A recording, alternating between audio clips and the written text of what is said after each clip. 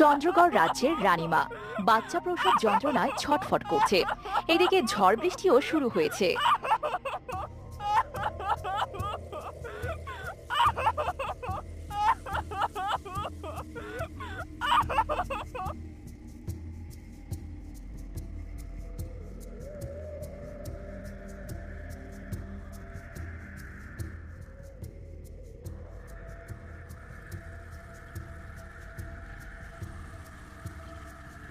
রাজামশাই, রানীমার অবস্থা খুব খারাপ।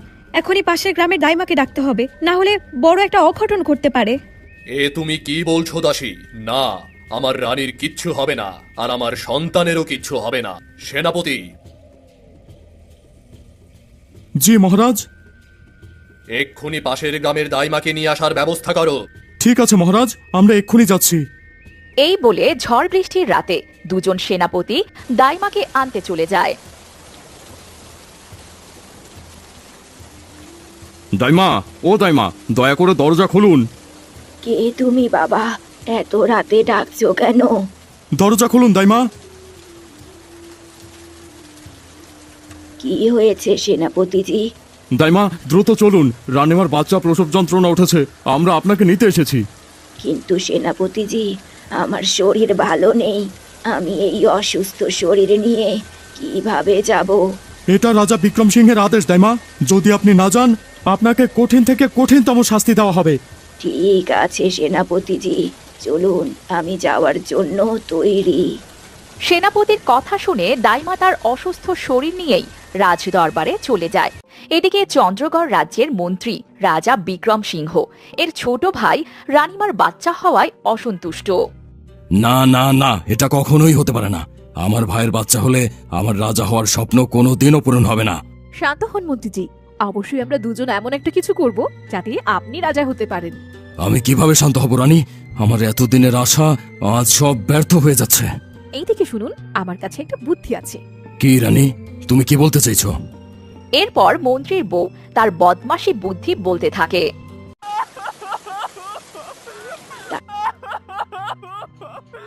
দাসী, তাড়াতাড়ি এক গামলা গরম জল নিয়ে এসো। ঠিক আছে দাইমা, আমি এক্ষুনি আনছি। আপনি চিন্তা করবেন না মহারাজ, আপনি খুব শীঘ্রই বাবা হতে চলেছেন। আশীর্বাদ করুন মন্ত্রী, তাই যেন হয়। আমার খুব চিন্তা হচ্ছে। 1, 2, 3। আরে বাহ, রানীমা তো 3টে সন্তান জন্ম দিয়েছে। আরে হ্যাঁ, আমি তো নিজের চোখকেই তো বিশ্বাস করাতে পারছি না। মহারাজ জানলে খুব খুশি হবে। তোমরা দুজন মহারাজকে গিয়ে খবর দিয়ে এসো, রানীমা 3টে সন্তানের জন্ম দিয়েছেন। দাঁড়াও, কাউকে কিচ্ছু বলার দরকার নেই। কিন্তু কেন রানীমা, কি হয়েছে? আমার কথা কান খুলে শুনে নাও। আমি যেমনটা বলবো তোমরাও ঠিক তেমনটাই করবে। আর আমার কথা যদি তোমরা তিনজন না শোনো, তাহলে তোমাদের শাস্তি মৃত্যুদণ্ড দেয়া হবে। না না মন্ত্রীজির বউ, আপনি এরকম করবেন না। আপনি বলুন আমাদের কি করতে হবে? এই বাচ্চাগুলোকে মেরে ফেলতে হবে। না না, এই পাপ আমি করতে পারবো না। হ্যাঁ মন্ত্রীজির বউ, আমিও করতে পারবো না। হ্যাঁ, আমিও পারবো না। আমি আগেই বলেছি, তোমরা যদি আমার কথা না শোনো, তাহলে তোমাদের শাস্তি মৃত্যুদণ্ড দেয়া হবে।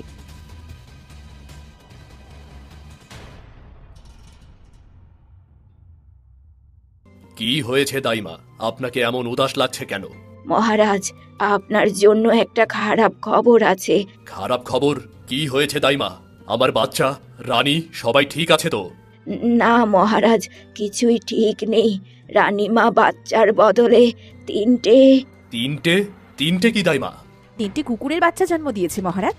না, এটা কখনোই হতে পারে না। তোমরা সবাই মিথ্যা বলছো। হ্যাঁ মহারাজ, রানীমা সত্যি 3টে কুকুরের বাচ্চা জন্ম দিয়েছে। এই নিন মহারাজ, এই আপনার 3 কুকুর বাচ্চা। দূরে সরাও আমার থেকে। মন্ত্রীজি, ওই কুকুরের বাচ্চাগুলো দূরে কোনো জঙ্গলে রেখে আসুন, আর ওই পাপিষ্ঠ রানীকে সারা জীবনের জন্য কারাগারে বন্দী করুন। ঠিক আছে মহারাজ, আপনার যা ইচ্ছা। শোনো, এই 3 বাচ্চাকে জঙ্গলে নিয়ে মেরে ফেলবে, আর এই কুকুরের বাচ্চাগুলোকে নিয়ে গিয়ে ফেলে দেবে। তাহলে আমাদের পথের কাঁটা চিরদিনের জন্য সরে যাবে। এই পাপ ওপরওয়ালা কোনোদিনই মাফ করবে না মন্ত্রী মশাই। এই পাপের শাস্তি আপনাকে পেতেই হবে। এই বলে দাইমা ও দুই দাসী বাচ্চাগুলো মেরে ফেলার উদ্দেশ্যে রওনা হয়।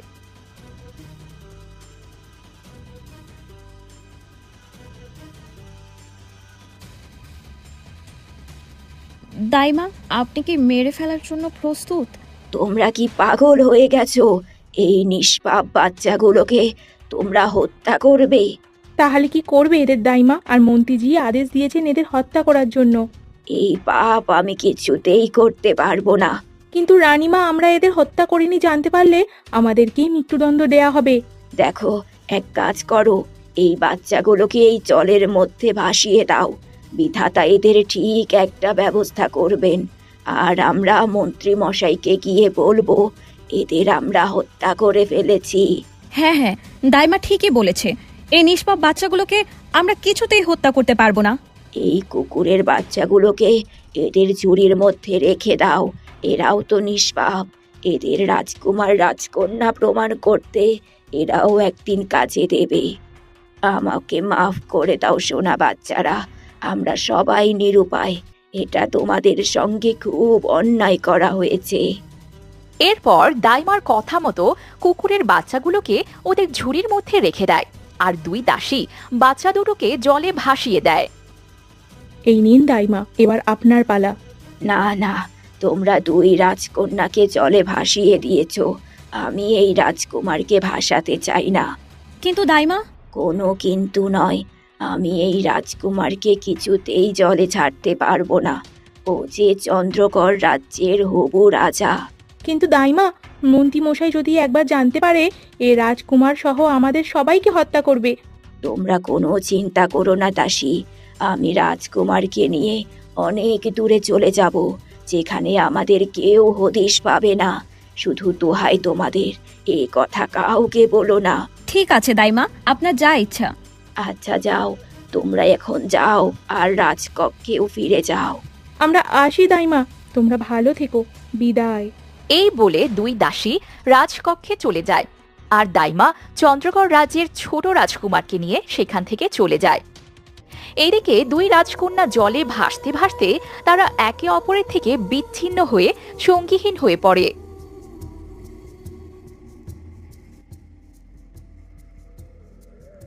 আমার সন্তান কোথায়? কি ব্যাপার, তোমরা কেউ কিছু বলছো না কেন? আমাদের কিছু জিজ্ঞেস করবে না রানীমা, আপনার যা বলার রাজামশাইকে জিজ্ঞেস করুন। তোরা সত্যিটা বলছিস না কেন দাসী? তোরা বল যে রানীমা 3টে কুকুরের ছানা জন্ম দিয়েছে। না না, এ হতে পারে না, তোমরা মিথ্যে বলছো। আপনার বিশ্বাস না হলে রাজামশাইকে কি জিজ্ঞেস করুন না রানীমা।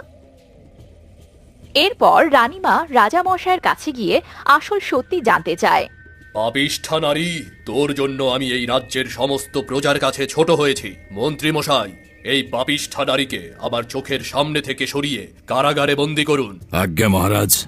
না মহারাজ, আমাকে এত বড় শাস্তি দেবেন না। আমি কখনোই কুকুরের বাচ্চা জন্ম দেইনি।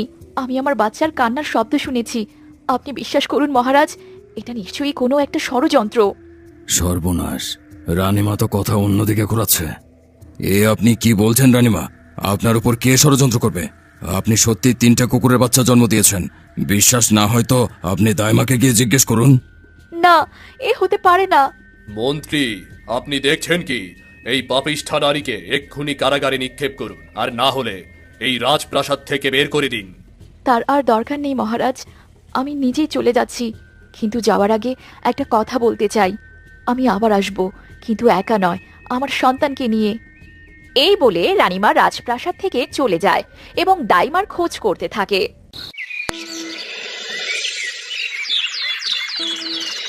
এ কি, দাইমার বাড়িতে তো তালা মারা। এখন আমি দাইমাকে কোথায় খুঁজবো? ওলে ওলে ওলে, কাঁদে না, কাঁদে না, কাঁদে না। আহারে, আজ তোমার সঙ্গে এই অন্যায় না হলে পুরো চন্দ্রগড় রাজ্যে খুশির বন্যা বয়ে যেত। আর আজ তোমার চোখে অশ্রুর বন্যা বইছে। এই গহীন জঙ্গলে কে কান্না করছে? শুনে তো মনে হচ্ছে মানুষের বাচ্চা, তার সঙ্গে কুকুরের বাচ্চার শব্দ তো শোনা যাচ্ছে। যাই তো, গিয়ে দেখি।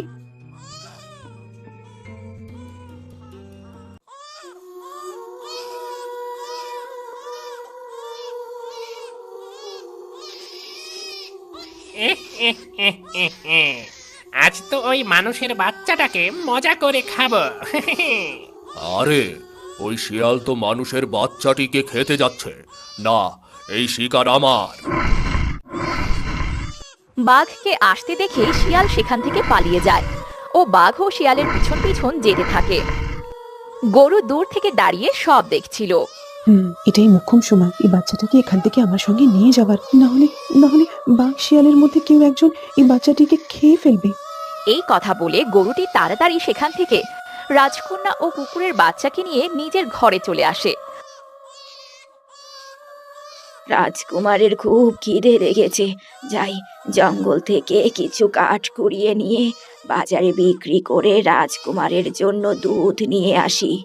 এরপর দাইমা রাজকুমারের দুধ কেনার জন্য কাঠ কুড়োতে জঙ্গলে চলে যায় আর কাঠ কুড়িয়ে বাজারে বিক্রি করে রাজকুমারের জন্য দুধ নিয়ে আসে।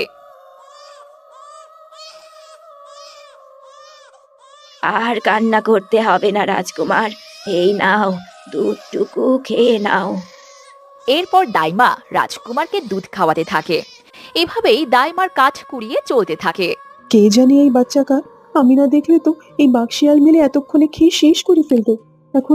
এখন আমি এর ঘরে কিভাবে পৌঁছাবো? আমি তো জানি না এর বাড়ি কোথায়, কে এর মা বাবা। এখন একে আমাকেই দেখাশোনা করতে হবে আর এই জঙ্গলের সব জন্তু জানোয়ার থেকে রক্ষা করতে হবে। এরপর গরু রাজকুমারীকে ঘরে শুয়ে রেখে জঙ্গল চড়তে চলে যায় আর জঙ্গল থেকে চড়ে এসে রাজকুমারীকে নিজের দুধ খাওয়াতে থাকে। এভাবেই দেখতে দেখতে রাজকুমার ও রাজকুমারী বড় হয়ে যায়। আপনিও যদি ল্যাপটপ, কম্পিউটার অথবা মোবাইল ফোন দিয়ে কার্টুন বানিয়ে ঘরে বসে আয় করতে চান, তাহলে নিচে দেওয়া নম্বরে হোয়াটসঅ্যাপ করুন অথবা কমেন্ট বক্সে গিয়ে হোয়াটসঅ্যাপ লিংকে ক্লিক করুন। দাদি, তোমার কাশিটা বড্ড বেড়েছে, আমি ডাক্তারের কাছে গিয়ে তোমার জন্য ওষুধ নিয়ে আসি। না দাদু ভাই, তোমাকে কোথাও যেতে হবে না, আমি এমনিতেই সুস্থ হয়ে যাব। না দাদি, তোমার অনেকদিন থেকে কাশি ভালো হওয়ার কোনো নামই নেই, তুমি চুপটি করে শুয়ে থাকো, আমি এখনই গিয়ে ওষুধটা নিয়ে আসি।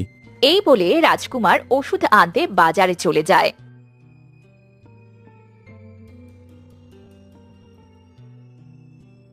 গাইমাসি, তুমি চলে এসেছো, খুব ক্ষুধা লেগেছে আমার, আমি তোমারই অপেক্ষায় ছিলাম। হ্যাঁ বেটি, আমি চলে এসেছি, এই নে ফল খেয়ে নে তুই, আমি ততক্ষণ আরাম করিনি।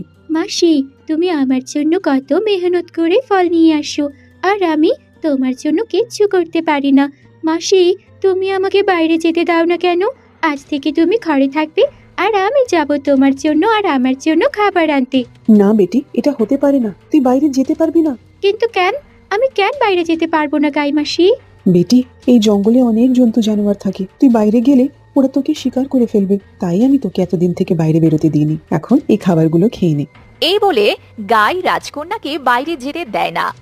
আর এদিকে রাজকুমার দাইমার জন্য ওষুধ নিয়ে ঘরে ফিরছিল, তখন একজন মহিলার কান্নার শব্দ শুনতে পায়।